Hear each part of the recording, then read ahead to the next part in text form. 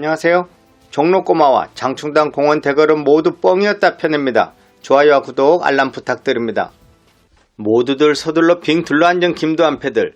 종로꼬마, 망치, 무오기, 영철이, 만수리, 머리 빠진 개고기, 철권 등의 시선이 온통 하야시의 편지에 집중되어 있었다. 하야시는 종로와의 전쟁을 어떻게 치르려고 하는 것일까? 하야시의 조건은 양측 40명씩, 무기는 일본도로 새벽 6시 장충당 공원에서 정식으로 대결을 하자는 것이었다. 자식들, 싸움이란 게 화날 때 확 엉겨붙는 것이지 결혼식처럼 날짜를 정하고 싸우자고? 김도한은 혼잣말에 아니 그까짓 거 우리가 선수 칩시다. 그래요, 당장 쳐들어갑시다. 다혈질은 부하들이 다그쳤지만 김도한의 근심은 다른 곳에 있었다.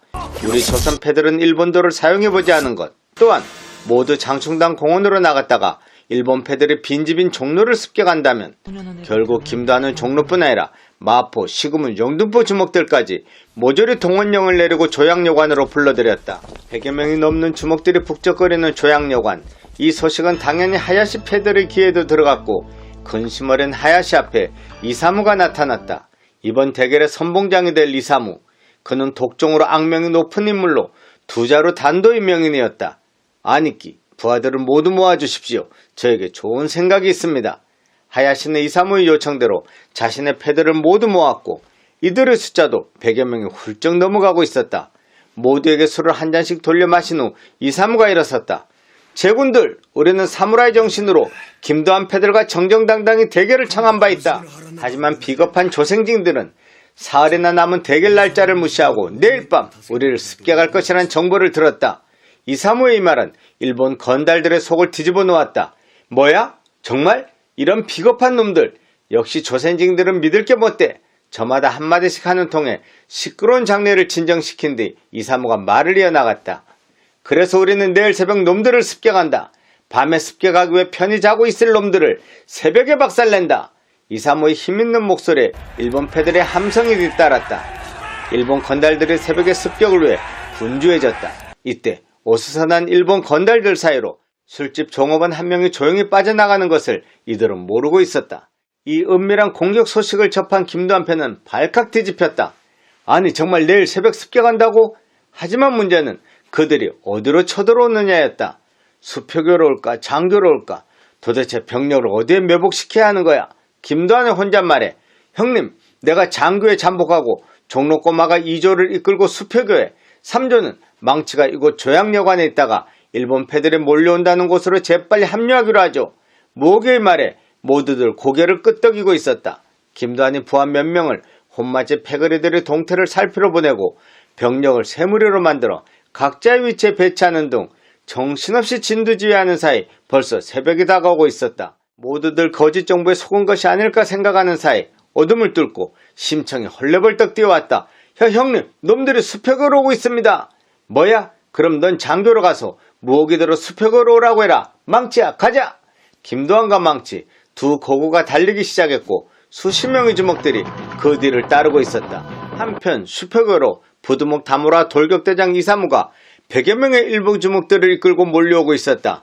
형님, 저놈들 너무 많은데요? 꼬붕 하나가 종로꼬마에게 말했지만 그는 벌써 수표교 다리 위로 뛰어오르고 있었다. 야 정지! 일본 놈들이 조선인 구역은 왜 건너와? 다무라와 이사무의 눈앞에 작은 키의 사내 하나가 소리치는 것이 보였고 그 뒤로 20여 명의 건달들이 몰려오고 있었다. 뭐야, 조선 패들이 우리의 습격을 알고 있었나? 다무라의 말에 이사무가 그래봐야 몇 놈 안 됩니다. 얘들아 쳐라! 일순 수표교 위는 난장판이 되고 말았다. 다가오는 서너 명의 일본 주먹들을 종로꼬마가 마치 날아다니듯 전광석화처럼 두들기고 있었다. 이 모습에 조선 주먹들도 덩달아 힘이나 엉겨붙었다. 일순 일본 패들이 당황했지만 금세 대우를 정비하여 달려들었다. 더구나 몇 놈이 일본도까지 휘두르자 순식간에 전세는 역전되고 종로꼬마 혼자 이리 뜨고 저리 날았지만 중과부족이었다. 조선패 몇 명이 다리 밑으로 떨어지고 몇 놈이 주춤주춤 뒤에서 멈칫하는 위기의 순간에 갑자기 돌이 날아왔다. 수표교 다리 밑의 거지들이 일본 패들에게 돌팔매질을 한 것이었다. 이에 화난 일본 건달들은 다리 밑으로 뛰어내려 무차별로 거지들을 타격하고 있었다. 아무리 날고기는 종로꼬마라지만 더 이상은 버티기 어려웠다. 이사무가 휘두른 칼에 가슴을 베인 종로꼬마가 피를 흘리며 다리 아래로 떨어졌고 나머지 종로패들도 뒤돌아 달아나기 바빴다. 하지만 그들은 곧 몸을 돌이켰다. 김두한과 망치가 달려오고 있었기 때문이었다. 달려오던 탄력을 이용하여 일본 패들 가운데 뛰어든 김두한이 화려한 발차기를 시전하였다. 그것은 마치 굶주린 맹수가 토끼굴을 습격하는 모양새와 같아서 뒤에 섰던 야쿠자들이 모두 옆쪽으로 다른 이들과 싸우러 가는 척 도망가기 바빴고 감히 김두한에게 덤벼드는 일본 놈이 없을 정도였다. 하지만 이사무가 일본도로 무장한 20여 명의 돌격대를 이끌고 돌진해왔고 이 모습을 본 도망가는 일본 패들이 방향을 틀어 다시 공격을 시작하며 김두한과 일대 혼전을 벌이기 시작했고 참나무 몽둥이를 든 망치가 가세하여 정말 피 튀기는 혈투가 시작되었다. 얼마나 싸웠을까? 10여 명의 일본 패들이 나뒹굴었고 김두한의 온몸도 누군지도 모르는 피로 흠뻑 젖어들었다. 이때 형님 하며 장교에 나가있던 무옥이 부하들과 들이닥쳤다.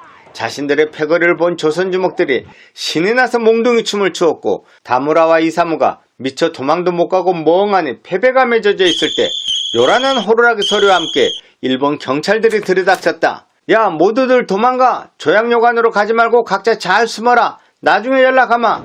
도망의 명수 김두한이 뛰기 시작했고 종로꼬마를 비롯한 김무옥과 망치 등 나머지 부하들도 밝아오는 수표교 거리를 벗어나기 시작했다. 중국 무술 고수가 된 종로꼬마와 장충당 공원의 대결은 거짓이었다 편 재미있게 보셨다면 좋아요와 구독, 알람 부탁드립니다. 감사합니다.